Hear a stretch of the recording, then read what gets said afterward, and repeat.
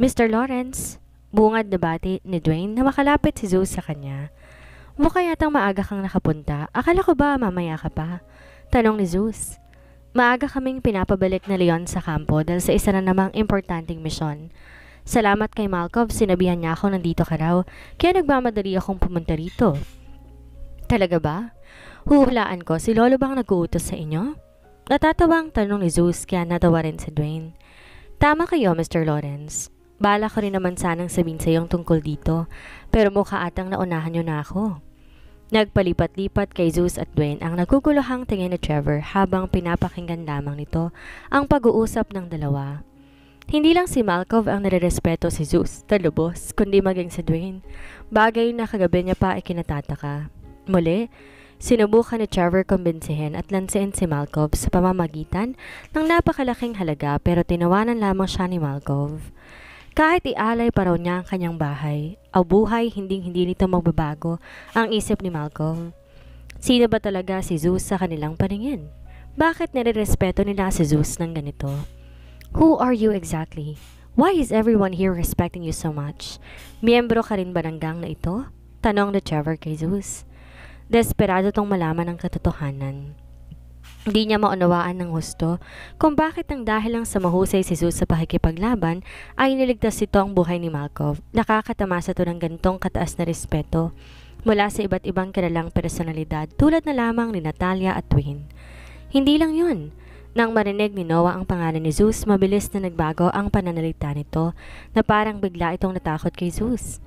Kaya ang hinuha ni Trevor hindi lang basta niligtas ni Zeus ang buhay ni Malkov, malamang miyembro din si Zeus ng gang. Sino ba talaga ako? Pag-uulit ni Zeus sa tanong ni Trevor. Seryosong mukhang pinagmasdan niya ito. Naupo muna siya at ilang segundong pinagmasdan si Trevor bago sagutin ang tanong nito. May tanong muna ako sa iyo. May ideya ka ba kung bakit ka nagawang bugbugin ni Reynold? Napatitig si Trevor kay Zeus. Di niya maunawaan kung bakit yung tinatanong ni Zeus sa kanya.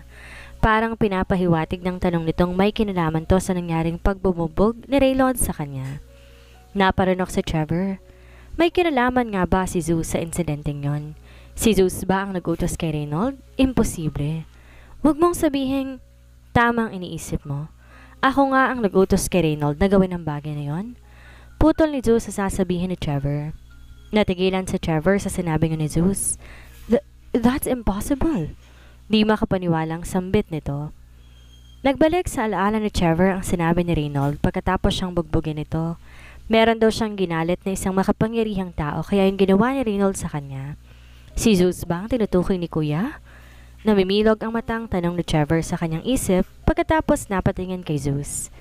Did you threaten him para gawin niyo yun sa akin? You lowly bastard, how dare you use such a dirty trick para lang makaganti sa akin? Napakunot ang noon ni Zeus dahil sa sinabi ni Trevor. Siya pa to ngayon ang gumamit ng maduming pamamaraan. Hindi ba nga't gawaan niyo ni Trevor? Kulang pa yon sa ginawa mong pagsira ng relasyon namin ni Atasha. Maswerte ka nga't siyang itutusan kong gumawa nun sa'yo. Kapatid mo siya kahit sigurado kung kinontrol niya ang kanyang ginagawang panggugulpi sa'yo. Sa laki ng atraso ni Trevor kay Zeus, hindi nito gugustuhin siya mismo ang gumulpi dito. Napakuyom ang kamao ni Trevor. Hintayin mo lang na makalis ako rito. I'm sure Dad is doing something right now to help me get out of here. I will make sure na kapag nakalabas ako rito, ipagbabayaran mong ginawa mo sa akin. Galit na sigaw ni Trevor na kinalampag pa ang rehas na bakal ng kulungan. Kahit man gang member ka, wala ka pa rin magagawa laban sa akin na sa pamilya ko. Talagang malakas lang kapit mo kay Malcolm na sa tumatanaw lamang siya ng utang na loob sa'yo. Pero sa mata ko, isa ka pa rin basura at talunan. Sino ba nagsabi sa'yong isa akong gang member? Si Malkov ba?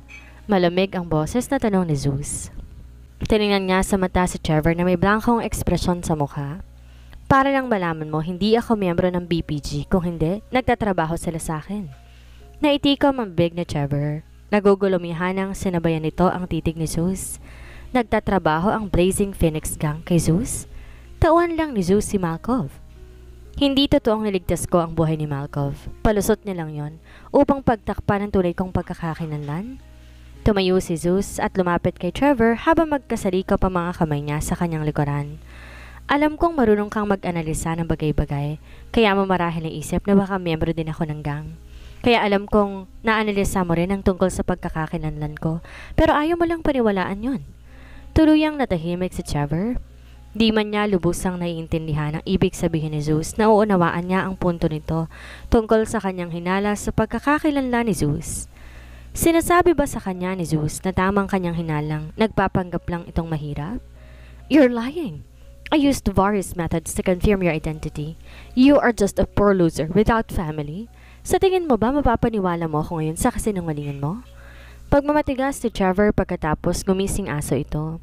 Kahit man na may kabuluhan na sinasabi ni Zeus, mas makabuluhan pa rin ang mga nalaman niya tungkol sa tunay na pagkakakilanlan ni Zeus nang aralin niya ang background nito. Dahil kung alam niyang nagmula si Zeus sa napakamakapangyarihang pamilya, hindi niya na sana tinangkapang galawin or agawin si Atasha rito. Napahawak na lang sa batok si Zeus sabay na iling-iling. Nasa sayo na yan. Malalaman mo rin naman ang buong katotohanan kapag nakabalik ka na sa inyo.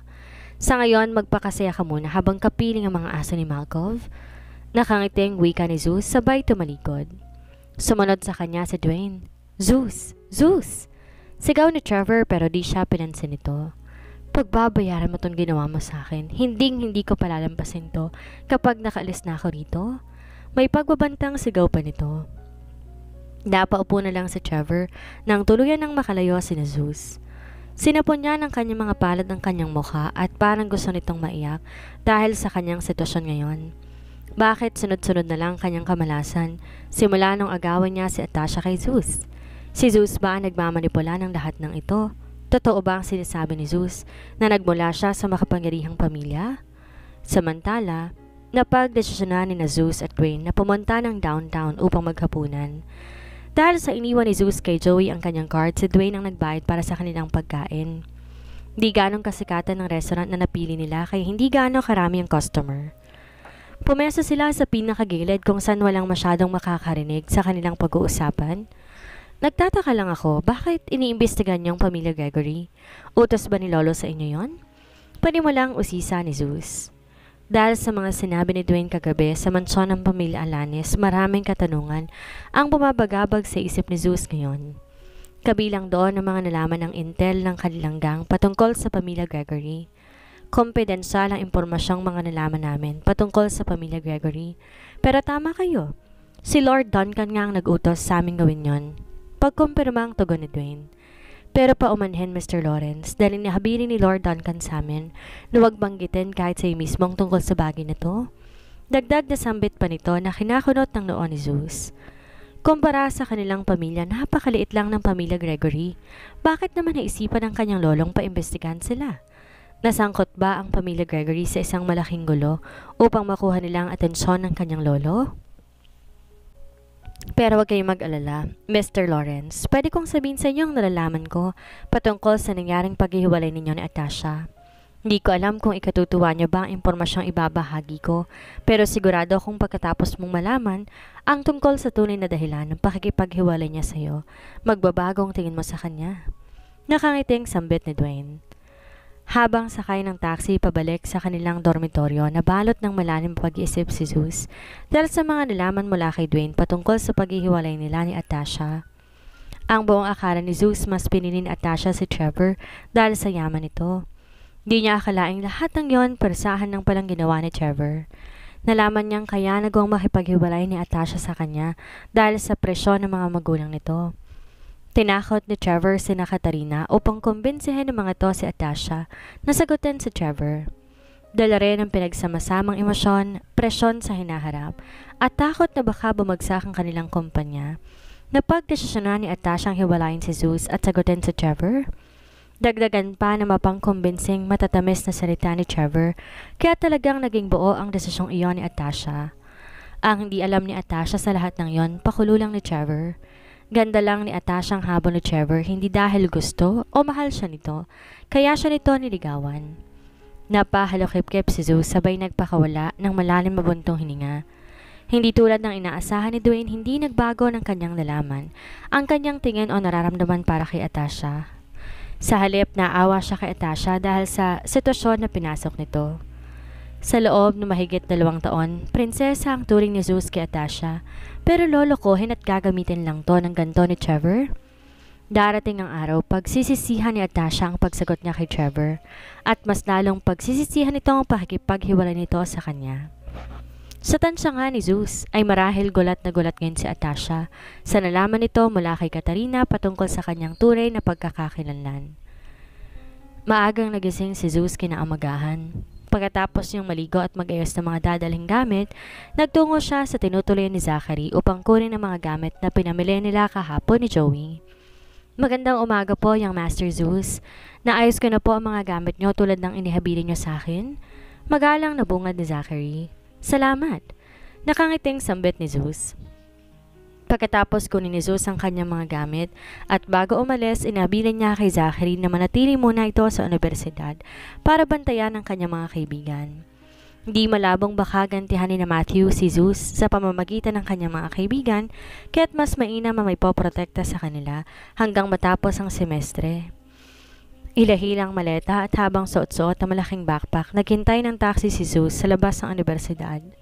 Bawat estudyanteng makakakita sa kanya nagtataka kung saan pupunta si Zeus. Kung aalis man to, laking pasasalamat yon para sa ilan. Sa wakas, mababawasan ang basura sa kanilang paaralan. Maya-maya pa isang babae naman ang tumawag sa kanyang pangalan pero hindi to agad nilingon ni Zeus dahil sa kilala niya ang boses nito. Si Atasha yon. Zeus! Muling pagtawag nito nang makalapit. Pwede ba kitang makausap saglit? Napansin ni Atasha ang mga daladala ni Zeus. Meron pa ba tayong dapat pag-usapan? Malamig ang boses na tanong ni Zeus. Halos madurog ang puso ni Atasha dahil sa pakikitungo ni Zeus sa kanya. Di siya sanay na ganon siyang kausapin ni Zeus. Pakiusap, hayaan mo muna akong kausapin ka. Kahit saglit lang bago ka umalis. Napaismed si Zeus. Kumagat ba si Atasha sa kanyang pain? Ang totoong rason kung bakit sinabi ni Zeus kay Katarina ang tunay niyang pagkakakilanlan ay dahil sa gusto niyang subukan si Atasha. Wala siyang intensyong muling ibalik ang kanilang relasyon. Kung hindi, aalamin niya lang ang totoong dahilan ni Atasha kung bakit siya nito hiniwalayan. Kapag nagmakaawa si Atasha na makipagbalikan sa kanya, totoong pera lamang ang habol nito, kaya nito sinagot si Trevor. Marahil hindi niya na to tutulungan pang iligtas sa mapait na sasapitin nito sa piling ni Trevor kung yan man ang tunay na motibo nito. Nakikinig ako. Sambit lang ni Zeus. Di nagabalang tinignan man lang si Atasha. Narinig niya ang pagbuntong hininga nito. Alam kong nasaktan kita ng husto sa ginawa ko sa iyo kaya humingi ako ng maayos na kapatawaran. I felt bad for what I did. I really do. Taos-pusong sambit nito. Hindi ko alam kung mapapatawad mo pa ba ako. Hindi ko deserve ang kapatawaran mo even though gusto ko pa rin subukan humingi ng sorry sa huling pagkakataon. I'm really sorry, Zeus. Di umimik si Zeus. Narinig niya ang pagsinghot ni Atasha kaya't nilingon niya ito. Nakita niyang namumula ang mukha nito at nagsimulang pumatak ang luha nito. Kahit medyo lumambot ang puso ni Zeus na makita si Atasha ang umiiyak, di siya nagpadala sa kanyang emosyon. Hindi mo kailangan humingi ng kapatawaran. Nire-respeto ko naging desisyon mo. Sambit na lang ni Zeus. May malamig pa rin tong ekspresyon sa kanyang mukha. Marahil kaya lang to ginagawa ni Atasha dahil nalaman itong tungkol sa kanyang tunay na pagkakakilanlan. Di nga niya sigurado kung bukal ba sa kalooban nito ang paghingi ito ng kapatawaran sa kanya ngayon o baka nagdadrama lamang to sa kanyang harapan upang mabilis siyang makumbinsing makipagbalikan dito. Hindi tanga si Zeus para mahulog sa ganito kababaw na patibong. Babalik ka na ba sa inyo? Tanong ni Atasha habang pinapahid ng kanyang kamay ang basa nitong pisngi. You're from a very wealthy family, right? Pakiusap.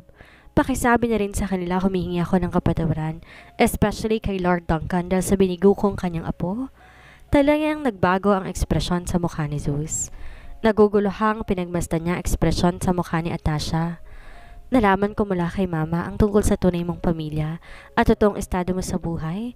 Nalaman ko rin mula sa kanya kung bakit nilihim mo, hindi lang sa akin kundi maging sa iba, ang tungkol sa iyong identity kahit nauunawaan ko. Bakit di mo pinaalam sa akin ang tungkol doon? I was shocked at first nang malaman kong lahat ng yon. Pero masaya rin akong malaman na isa ka palang young master na ubod ng yamang pamilya. Mapait ang iting wika nito. Natahimik lang si Zeus habang nanatiling nakatitig kay Atasha. Di niya alam anong kanyang itutugon. Marahil, nakwento na ni Edmond kay Katarina lahat ng nalalaman nito patungkol sa kanya at sa kanyang pamilya, kaya marahil alam na rin ni Atasha pati tungkol sa kanya naging poverty training at pagmamayaring kumpanya na Index Corporation.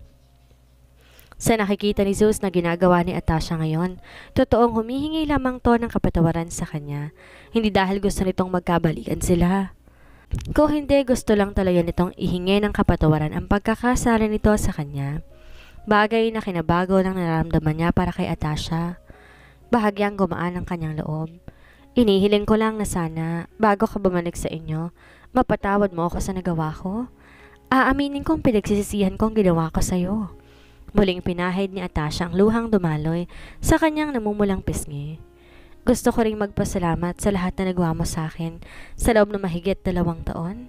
Salamat at naging bahagi ka ng buhay ko. Pero sorry dahil naging bahagi ako ng buhay mo.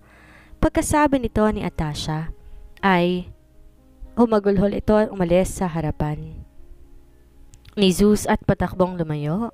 Naratiling nakatitig si Zeus sa papalayong katawan ni Atasha. Gusto niya itong habulin pero di naman niya alam kung ano ang kanyang sasabihin dito. Nagpakawala siya ng malalim buntong hininga pagkatapos pinahid ang luhang nagbabadyang tumulo sa kanyang mata.